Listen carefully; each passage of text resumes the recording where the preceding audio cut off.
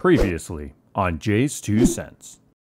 Okay, so this is actually take 2 of this intro, so I've already started taking some of the parts off. Unfortunately, I'm a noob and I didn't check the audio levels. You can't use airflow fans because you won't get any airflow to your radiator. Yeah. Skunkworks is more than just an over-the-top, extremely expensive, stupidly, ridiculously overkill PC. It's an accumulation of things that I've collected on this channel. As the channel's grown, I continue to build on and build up Skunkworks because it's more like a centerpiece of what I kind of consider an accomplishment with the channel.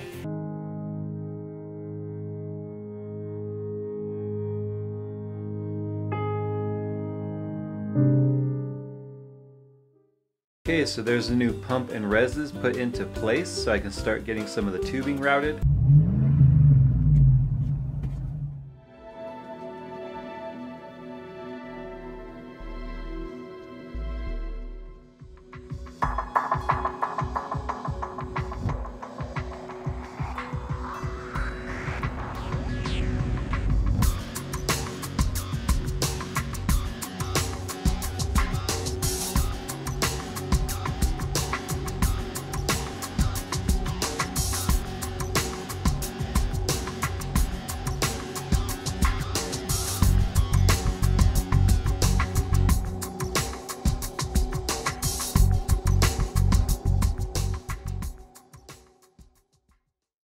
The built-in res and water pump mounting locations, improved airflow, and massive radiator support make the Define S from Fractal Design the obvious choice for water cooling enthusiasts. The S doesn't stand for sexy, but it should.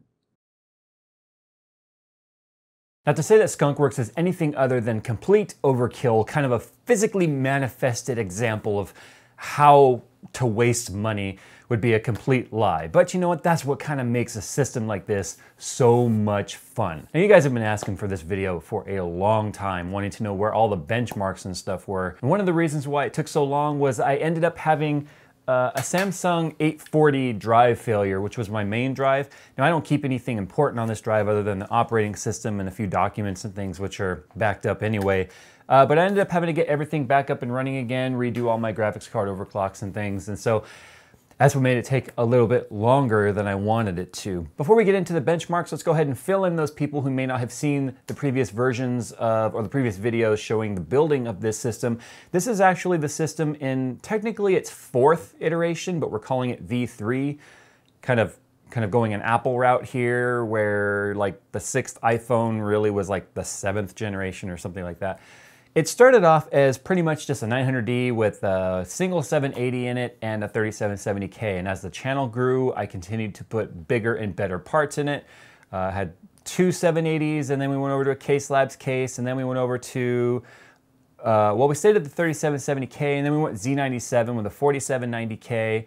Overclocked that, and then we put in a 3rd 780, and then we went to X99 with 3 780s, and then we went to X99 5960X with 3 980s, and now here we are with 3 Titan X's.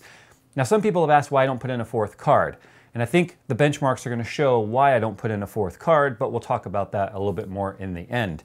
In terms of monitors, I have 2 VG248QE 1080p 24-inch panels flanking my 27-inch I believe it's 27-inch, Asus ROG Swift, and then on top of that I have the Acer XB280HK, which is the 4K IPS 1 millisecond G-Sync panel, and the Swift is also G-Sync. Now, the monitor setup is kind of a mixed bag of a bunch of different things.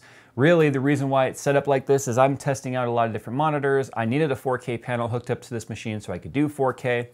Plus, I wanted the IPS so that I could start getting better color rendering and better color accuracy when I do these videos. So I'm leaving the Acer up top, which is kind of funny. It's the biggest monitor and it's up top. But what's even funnier is when you think about the resolution layout, especially when you look at the desktop, screen resolution map.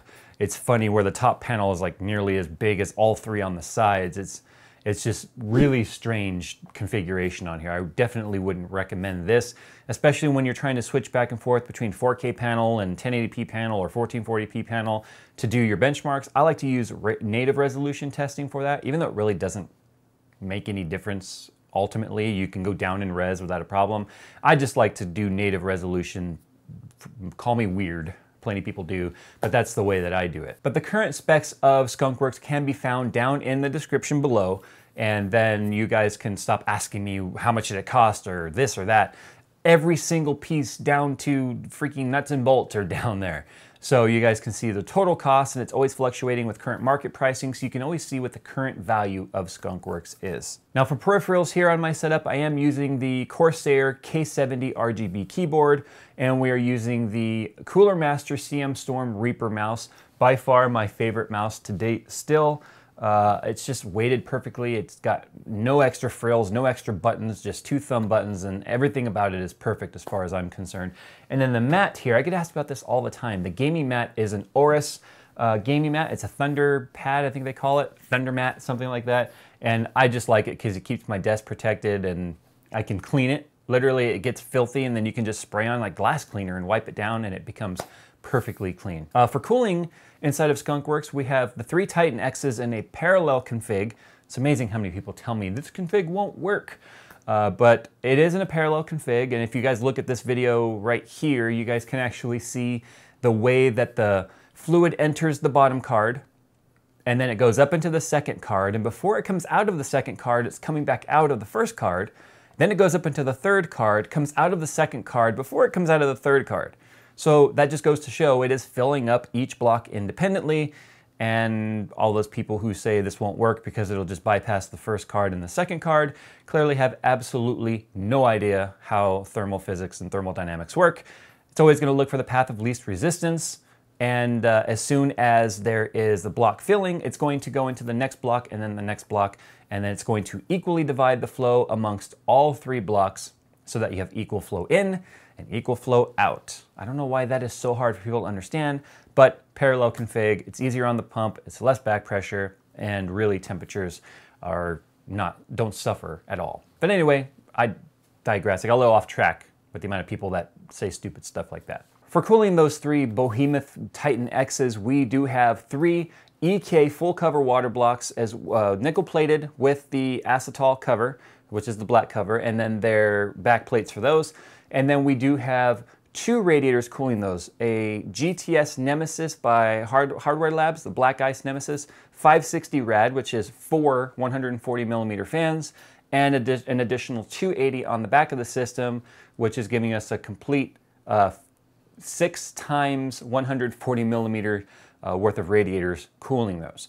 Now they still get a little bit warm, up into the 50s, which is still warmer than I'd like them to be, but hey, I digress, considering these graphics cards can get up to 90 degrees Celsius on reference coolers at times, depending on the load, and putting them under 4K load definitely stresses them out. The 5960X is being cooled by a single Black Ice Nemesis GTS 480, and it's obviously overkill for that. All PETG acrylic tubing by Primo Chill, and then 2 EK reservoirs with D5 integrated pumps, as you can see right there in the top part of the case. And we did redo the entire cooling loop for this build. But anyway, that's enough about that. If you guys want to know more about the building of this, you're going to have to go back and watch part 1, 2, and 3 of the build vlogs, and you guys can see more about how the system came together. Anyway, guys, let's go ahead and take a look at the benchmark and see how it did on gaming. Transition.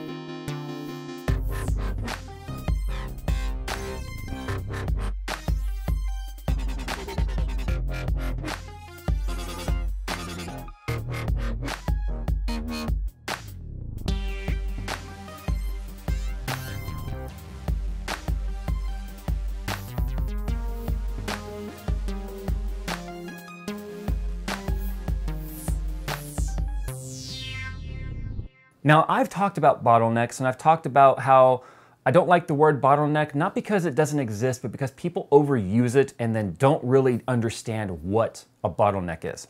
A bottleneck is a limiting factor in your system. It is one component that affects the performance of another because it cannot keep up with the higher performing part. For instance, in this case, clearly 1080p and this system are just absolutely stupid.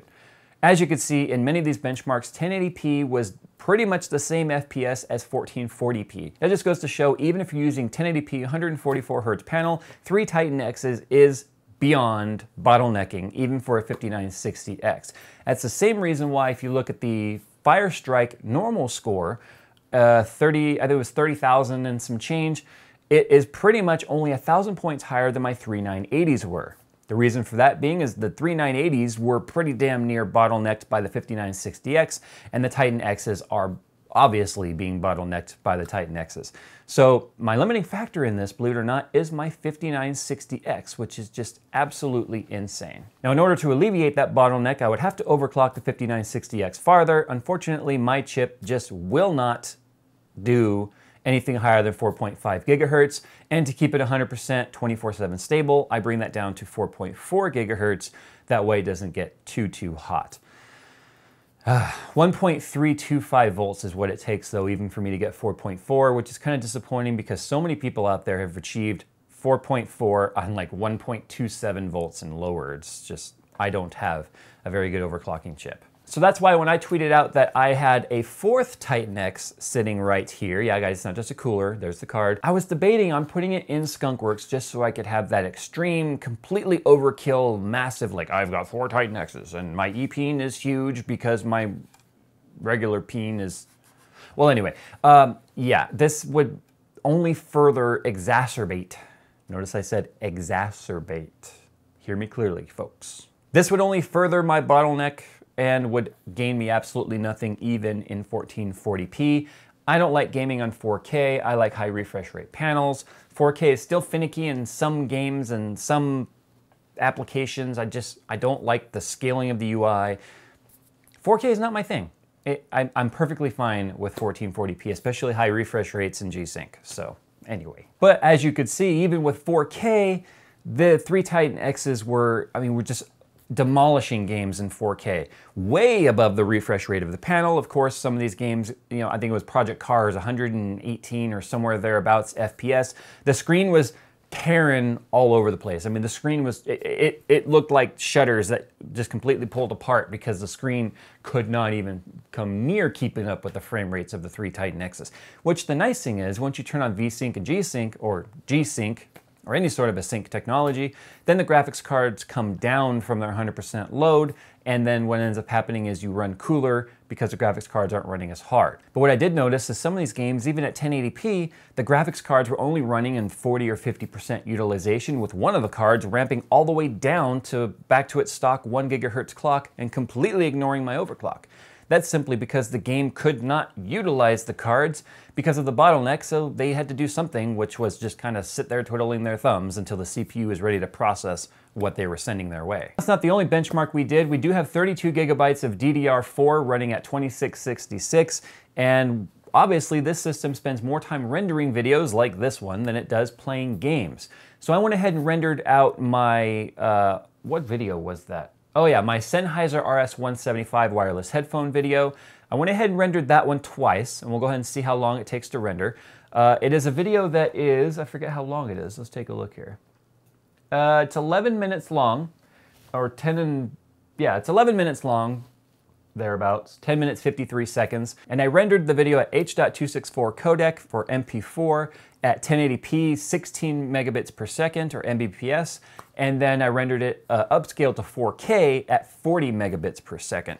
So we'll go ahead and take a look at the time differences, and we'll see how the rendering speed compares to real-time speed. Now, as you saw, rendering videos for 1080p, I don't even have time to go and take a poop nap when it comes to rendering that. I really like to savor the time I spend on the porcelain throne. Sometimes it's the only peace and quiet I actually get. But I was pleasantly surprised but I was really happy to see that 4K videos, which I had never rendered because I don't have a 4K video camera, so there was no point in me ever doing 4K videos, was actually able to render only about 50% longer than the video is. So for instance, it was an 11-minute video and it took, I think, approximately about 16 minutes to render. That's fantastic for 4K, especially 40 megabit. And the thing was, I have all the maximum settings, maximum depth, maximum quality, just everything completely maxed out in terms of the quality of the render. So that was surprising. I expected it to take quite a bit longer than that. So as you can see, the 5960X with its 16 threads of processing power overclocked to 4.4 gigahertz and water cooled, never got hotter than 65 degrees Celsius, and it completely just obliterated 4K and 1080p rendering. I already knew about 1080p, I've been doing it all along, but 4K, this was my first time doing it, and it did a fantastic job. I mean, it just completely dominated rendering. And considering it's not a Xeon or a dual Xeon or a quad Xeon system, this is why I have no interest in upgrading, because what am I gonna gain? I mean, a little bit less time, it's fine for me. I mean, geez, it was doing so much better than I thought it would. I have absolutely no complaints. So there you go, guys. This has been the epic conclusion to the Skunkworks build vlog, and you know what? I probably shouldn't even call it a conclusion. It's pretty obvious that this thing is going to end up evolving in the future. That's the whole point of the system. As the channel grows, the system grows, and it's kind of hard to imagine how much more it could actually grow, but damn it, we certainly can. Like I said, I could put the 4th Titan X in, but we already know that this is going to be just wasted card. It would be 5% of yield in things like synthetic benchmarks, which are not all that important to me anyway, but it would actually slow down many games in many aspects, because some games don't even have 3-way and 4-way SLI profiles, or they just don't do anything. The cards just sit there. So 2 is still your magic number when it comes to graphics cards and SLI configs. 3 is just fun. I like 3. And the 4th cards are just completely wasted. I mean, they really are wasted. That's why they're not gonna go in there. I'm gonna do other tests and things with this Titan X on the benchmark. It's kind of nice to have it just floating around, being able to do different things and benchmark it to other cards as they come out. Eventually, this card is gonna lose its place as top dog, and I'm interested to see what card that's gonna be. I wonder if it's gonna be wearing a red label. Okay, so there you go, guys. Thanks for watching. Let me know what you guys think. Don't forget, down in the description, you can find the PC part picker link to all the parts for this system. If you guys are new to this channel, feel free to hit that subscribe button. It's entirely free, and we put out videos usually 3 times a week, as well as a podcast on Thursdays at 5 p.m. called Tech Talk. That's a lot of fun. It's a live podcast, video podcast with Barnacules Nerdgasm, a good friend of mine. And I love making these videos for you guys. It's an awful lot of fun. Complete dream job to be able to build these systems for you guys to look at. And don't forget, we are going to be doing some more exciting things here in the future. We still have to do Parvum benchmark. I'm so behind on things, it's not even fun. I still have the AMD build to do, the Parvum benchmarks and stuff. You would think quitting my day job to do this would have given me more time, but can somebody work on making the days longer for me, please? All right, well, with that said, it's time to get the heck on out of here, and thanks for watching.